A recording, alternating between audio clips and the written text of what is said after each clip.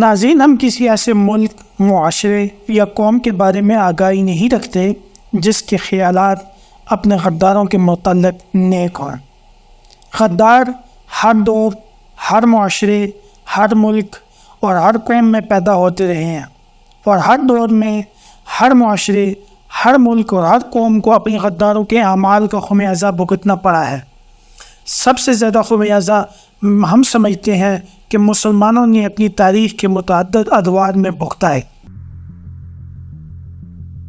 آج کی ویڈیو میں ہم آپ کو سلطنت عباسیہ کے چند ان غداروں کے بارے میں بتائیں گے جن کی وجہ سے عالم اسلام کو ناقابل تلافی نقصان اٹھانا پڑا۔ ان کی غداری کی وجہ سے چنگیز خان نے سلطنت خوارزم پر مظالم کے پہاڑ توڑے اور اسے ختم کیا، اور انہی غداروں کی وجہ سے مسلمانوں کو بغداد سے ہاتھ دھونا پڑا۔ ناظرین، اس سلسلے میں پہلے 3 ناموں میں عباسی دور کے خلیفہ ناصر الدین، اس کا وزیر خارجہ وحید الدین اور وحید الدین کا معتمد خاص ابو اسحاق شامل ہے۔ ناظرین، ان کی کہانی یہ ہے کہ خلیفہ ناصر الدین کے جاسوسوں نے اسے یقین دلایا کہ اگر چنگیز خان کو یہ پیغام پہنچا دیا جائے کہ خوارزم پر حملہ کرنے کی صورت میں خلافت بغداد غیر جانبدار رہے گی تو وہ خوارزم پر فوراً حملہ کر دے گا۔ اور حقیقت بھی یہی ہے کہ چنگیز خان کو مسلمان علاقوں پر حملہ آور ہونے کی صورت میں عالم اسلام کی طرف سے مشترکہ مزاحمت کا شدید خوف لاحق تھا۔ اس پس منظر میں خلیفہ ناصر الدین نے وہ اقدام اٹھایا جو اس کے منصب کے شایان شان ہرگز نہیں تھا۔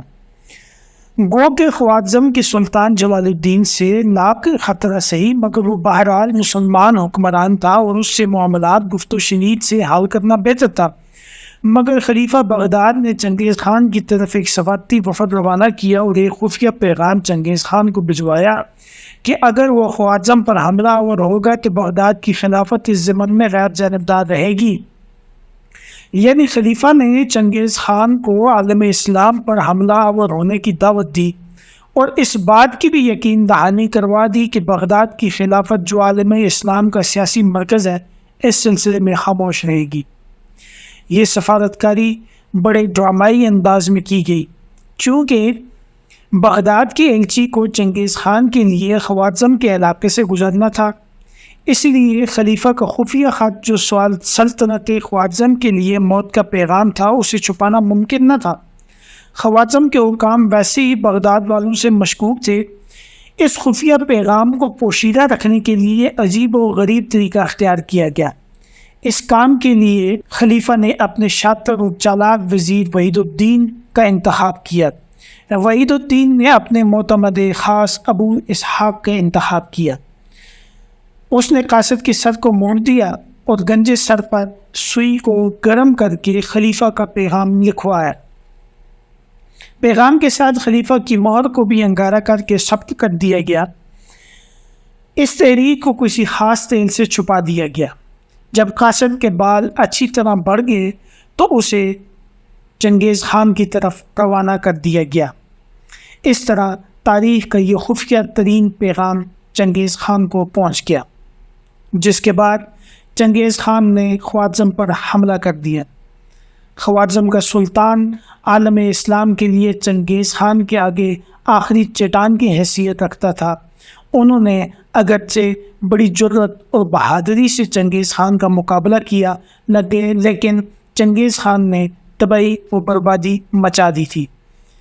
درباری سازشوں اور اپنوں کی غداریوں سے سلطان کمزور ہوتا چلا گیا۔ آخرکار 1231 میں تتاریوں کے خلاف 10 سال جدوجہد کر کے یہ عظیم مجاہد خاموشی سے سب کچھ چھوڑ چھاڑ کر ویرانوں میں بھیس بدل کر روپوش ہو گیا۔ کئی سال تک یہ افواہ پھیلی رہی کہ وہ کسی نامعلوم جگہ پر تتاریوں کے خلاف منظم ہو رہا ہے اور تتاری اس کی بو سونگتے رہے، مگر سلطنت خوارزم کا سابق حکمران جلال الدین پھر کسی کو نظر نہیں آیا۔ ناظرین، مسلم تاریخ کے اس کردار کی موت پر بھی اسرار کے کئی پردے پڑے ہوئے ہیں۔ چند مورخین کہتے ہیں کہ جلال الدین منگولوں کے خلاف میدان میں ہی شہید ہو گیا۔ کہتے ہیں کہ میدان سے فرار کے بعد اس نے کٹ پہاڑی علاقوں کا رخ کیا، جہاں ایک دیہاتی نے لباس اور جواہر کہ لالچ میں سوتے ہوئے اسے قتل کر دیا۔ کچھ مورخین کا کہنا ہے کہ جلال الدین نے ایک صوفی درویش کا روپ دھار لیا تھا اور اپنی باقی زندگی زاہدوں کی طرح گزار دی۔ بہرحال آخری جنگ کے وقت اس کی عمر محض 31 سال تھی۔ یوں چند لوگوں کی غداری کی وجہ سے منگولوں کے خلاف مزاحمت کی علامت کا خاتمہ ہو گیا۔ ناظرین، اس سلسلے کی اگلی کڑی میں ابن القمی کا نام آتا ہے۔ اسے بھی غداران حکومت عباسیہ کے طور پر سقوط بغداد کے وقت سے یاد کیا جاتا ہے۔ وہ قطر شیعہ تھا اور بغداد کی حکومت کو ختم کرنے میں اس کا کردار رہا۔ وہ خلیفہ کے پہلو میں بیٹھ کر منگولوں سے خط و کتابت کرتا رہا اور انہیں بغداد پر حملے کرنے کی ترغیب دیتا رہا۔ وزیر اعظم ابن القمی نے خفیہ طور پر چنگیز خان کے پوتے ہلاکو خان سے یہ سمجھوتا کیا کہ بغداد کے دروازے تتاریوں پر کھول دیے جائیں گے، جس کی عوض ہلاکو خان مسند خلافت ابن القمی کے سپرد کر دے گا۔